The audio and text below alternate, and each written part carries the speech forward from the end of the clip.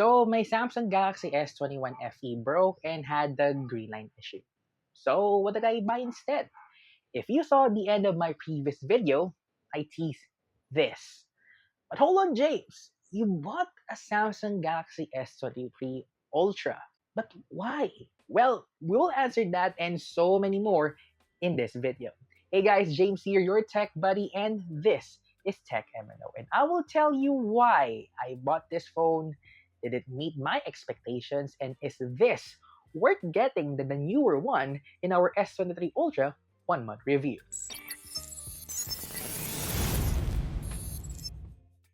Before we begin, let's have a quick unboxing on the phone. As usual, it comes in the thin black box with the color highlighted in the middle. Once open, we've been greeted by the phone that's covered in paper. But let's put it to the side for now and open the small box that contains the USB-C to C cable, paperwork, and the SIM ejector tool. Looking at the phone and removing the paper now, you can see the color that I got here, which is green. And remove the protective screen on the front, then let's boot up the phone itself. Alright, we're done with the unboxing now. Let's have a disclaimer first. The Samsung Galaxy S23 Ultra unit was not sponsored and I bought it with my own money plus the trade-in amount that I got with the S21 FE. Also, no one had an additional input nor an early preview of this video. And if you're interested in buying the S23 Ultra, I have affiliate links on Amazon and other online platform stores in the link down below. So if you want to buy one, so you can make me help make new videos on our channel. Thank you very much. So in this review, I will have a different approach to it since there's a lot, and I mean a lot of videos talking about the S23 Ultra. Instead, you will know the journey of how I ended up with this phone and what are the things I adjusted on using this compared to my previous phone while I'm giving you my analysis on the S23 Ultra. Let's start off with the very obvious question. Why do you choose to get the S23 Ultra rather than the S24 Ultra? Well, the obvious answer here is the S23 Ultra is much cheaper now than the S24 Ultra. More on that later. The design between these two phones are almost identical, with the only biggest differences are between materials made. Titanium on the S24 Ultra, while armor aluminum on the S23 Ultra. The chipset is also different. The zoom lens, which is from the 10 megapixel 10 times zoom from the previous version, now upgraded to a 50 megapixel 5 times zoom lens on the newer one in a flat matte Gorilla Armor screen versus the Gorilla Glass Victus 2 on the old model. Also, I want to go S23 Plus rather than the Ultra. However, there's no stocks near my area, plus both phone sales price is close to each other when the trade-in value kicks in. So, S23 Ultra, it is. While I really prefer to have a flat screen rather than to have a curved screen like here, because it's so hard to buy a curved glass screen protector. Budget constraints made me choose that, and I did not plan to buy a phone in the first place. So I tried my best to save money and just live with the thing I hate. The only extra thing I did is to install a UV dome glass to the phone since this is one of the most recommended one for the content creators. If you want to get one for your curved display phone like here, I will leave the link in the description below. Nonetheless, the 6.8-inch dynamic AMOLED 2X display with 1440p resolution with even higher peak brightness for sunlight visibility is stellar, and watching movies here is a joy to watch with its deep blacks and punchy colors that I know and love on a Samsung display, even though I had the trauma with my previous phone with it. The only thing I need to have a bit of getting used to is to handle a big phone and have a bit of a sharp corners again. I miss handling my phone with one hand and reach the top corner of the device without any issues with it. The one that I got here is the color green, and for me, it's regal yet sophisticated due to the darker hue element to it. The only nitpick I can say here is how big the camera bump has, which is a better case with the flush design for the camera modules is your best buddies like the Ringke Fusion MagSafe case here and the UAG here. Links up here or down below. So now we're done talking about the display and the design. I want to tackle the software of the S23 Ultra, which is the same but different. Yes, it's running One UI 6.1 on top of Android 14 at the time of this recording. This time, since it's the best of the S23 series, it has added an extra perk on its sleeve like the S Pen inclusion and a super zoom lens. More on that later. Plus, it's a part of the Galaxy AI suite of devices that has more features than my previous phone, which unfortunately, the S21 FE is not included on the list of supported devices, like having Circle to Search, Photo, Note, and Chat Assist, to name a few. Overall experience on the UI is just the same as my old phone, but if you're asking me if I always use the S Pen a lot on a daily basis, the answer is no. To be honest with you, the S Pen air gestures are not always helpful to me. I can't read the waves I made precisely, and it's only limited to first party apps and a handful of third party apps. The only real usage of the S Pen for me is to precisely pick a subject on editing photos or video, edit people to remove, and finally, sign contracts. That's basically it. But what's not the same experience as my old phone is the charging, battery life, and performance. Let's start off with performance. Previously, my phone used a dumb Exynos 2100 chipset that is the same as the other S21 series of phones they have. Why I'm saying dumb? Because Samsung is still trying to use their in-house chipsets. But why can't they avoid or even fix the long-standing issue that they have ever since, that is the thermal throttling or overheating issue, like the ones currently happening on the S24 and S24 Plus, except the Exynos 1380 though on the A55. Enough of the rant here. My S23 Ultra has the Snapdragon 8 Gen 2 for Galaxy. In layman's term, it can handle every single thing I throw on it without any hiccups.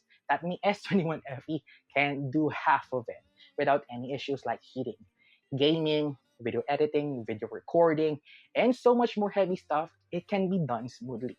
Along with 12 gigs of DDR5X RAM and 256 gigs of UFS 4.0 storage, it's a home run for me. And this gaming test show it all as well.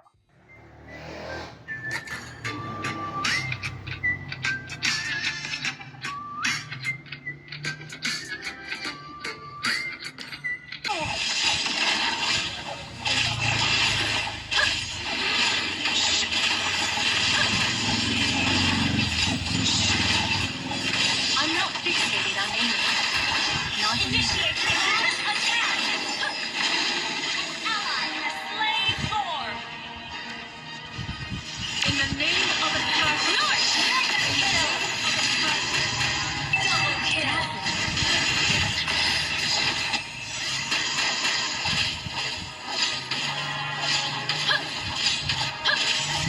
A killing spree!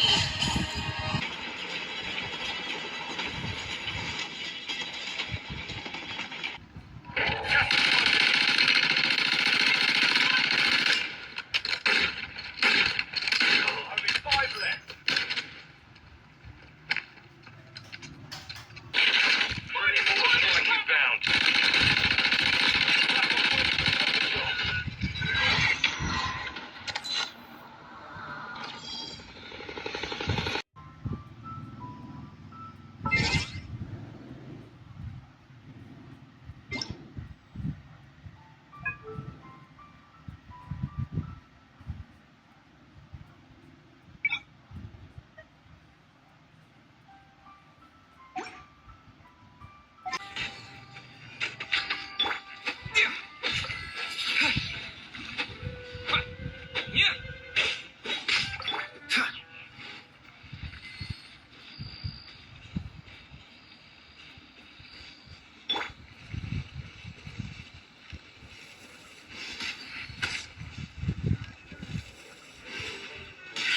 Bet you can't keep up with me!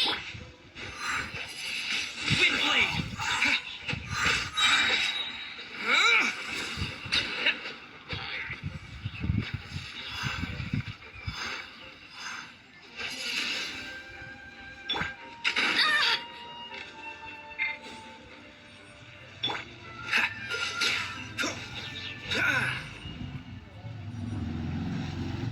But before we go any further, if you enjoy watching this video, don't forget to like and subscribe to our channel and hit the bell icon so you are notified when a brand new video will come out. And don't forget to follow us on our social media accounts like Facebook, X or Twitter, Instagram, Threads, and TikTok at M.N.O for more content and giveaways that you can check out in the card right about here. The one thing that I won't miss also on my S21 FE is its super weak battery life. The S23 Ultra has a large 5000 mAh battery to accompany this big screen and the powerful processor. And oh boy, I am flabbergasted with the results. Before I could only get 3 to 4 hours of screen on time if I do heavy use, while I only get a maximum of 5 hours if I use it at a casual or medium use. But with the S23 Ultra, I can get at least 6 to 7 hours for heavy use. And when I use it in casual to medium use, I can squeeze this phone up to 10 freaking hours of screen on time. That's like almost using 2 days of this phone. While on the charging side of the phone, aside the 15-watt wireless charging and the 4.5-watt reverse wireless charging, the 45-watt wired charging support of the S23 Ultra is slow, which can fully charge the phone in almost an hour versus when you compare it to the other behemoth charging outputs like from Oppo and Xiaomi. But for me, I don't mind it at all. I care though on the third-party brand support, which I can skip buying the ridiculous expensive branded adapters, which they skip also sometimes. For instance, I bought a UGREEN 45-watt GAN charger with PTS support and a cable with the e-marker feature for much cheaper. Links of the cable and adapter are in the description if you want one. Compared to the proprietary chargers from the competition, it's so hard to find one. And if you found one, it's expensive to buy. Finally, we need to talk about the S23 Ultra's cameras. Previously, my S21 FE had a triple camera setup that had the 12 megapixel wide, 12 megapixel ultra wide, and an 8 megapixel telephoto lens. Now with the S23 Ultra, it has a 200 megapixel wide, 12 megapixel ultra wide, and both 10 megapixels for the 3 times and 10 times zoom alongside a laser autofocus sensor.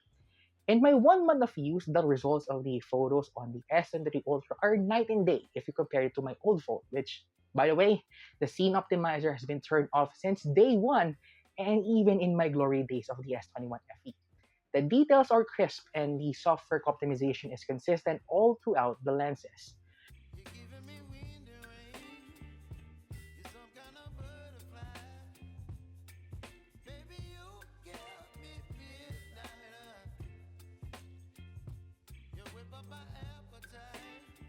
The one thing that I need to go deep dive is on the 10x optical zoom. Like I mentioned, the software optimization and the color science is the same as the other lenses, but since this is new to me, I try to use it extensively so I can see the results. While the default 10x zoom is cool, the 100x zoom digital is quite okay to me, and some of the time is a bit muddy to my taste. The only saving grace to that 100x zoom is the moonshots, which, if you remember previously, had a fair share of a controversy about it. On some day shots, it's good if you want to show off where the 100x zoom can go with your friends.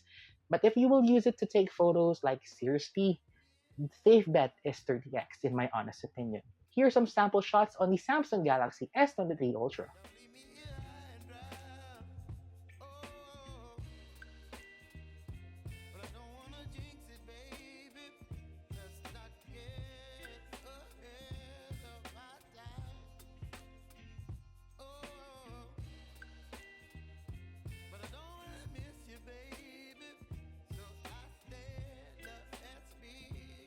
On the front camera, the S23 Ultra only has a 12 megapixel camera, while my old phone had 32, which you will think that the S21 FE may win in this category. But the S23 Ultra doesn't give up on the fight. It's a great selfie shooter and it maintains a good level of color accuracy on my face and on the subject.